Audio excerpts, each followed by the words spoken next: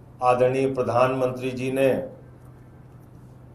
देश में बचत उत्सव का शुभारंभ किया है। और जब भी हमारे प्रधानमंत्री किसी जश्न की घोषणा करते हैं, किसी समारोह में बड़े बड़े ऐलान करते हैं, तो देश की जनता उनके उस बहकावे में आके असलियत भूल जाती है। ये बचत उत्सव है कि चपत उत्सव है, ये भूल जाते हैं लोग।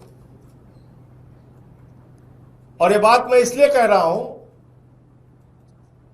कि याद कीजिए प्रधानमंत्री जी के वाक्य, भाइयों और बहनों 50 दिन हमें दे दीजिए, 50 दिन। अगर नोटबंदी से आपकी तकदीर नहीं बदली तो किसी भी चौराहे पे खड़े करके फांसी दे देना। ये मेरे शब्द नहीं है, भारत के प्रधानमंत्री के शब्द हैं। अब उनको मालूम है कि उनको कौन फांसी देगा या उनके खिलाफ बोलेगा भी कौन। फांसी देना तो बहुत दूर की बात है, और हम चाहते भी नहीं कि हमारे प्रधानमंत्री जी को कोई फांसी वासी दी जाए।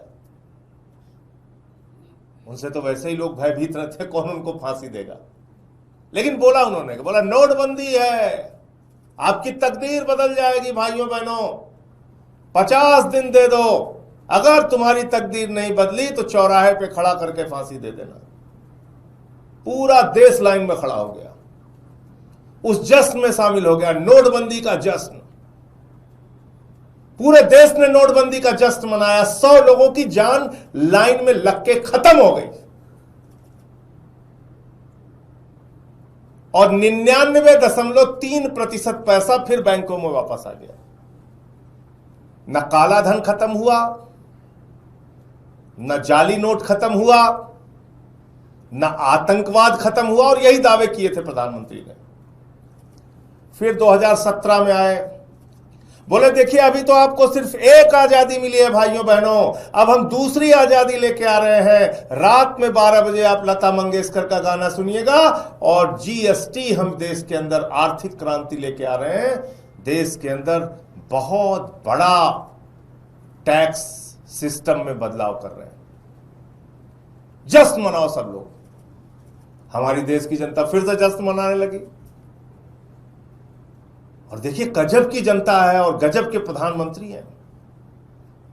प्रधानमंत्री ने कहा तो हमारी जनता ने 5% का बढ़ाया हुआ टैक्स 28% मोदी जी ने कर दिया। बोले 5% का टैक्स 28% कर रहे हैं, जश्न मनाओ सब लोग। लग गए जश्न मनाने में। उसमें सब शामिल है, मैं किसी का नाम नहीं लेना चाहता, कौन गोदी है कौन मोदी है उसके चक्कर में मैं नहीं पड़ रहा, लेकिन सब जश्न मनाने में लग गए। जश्न मनाया खूब।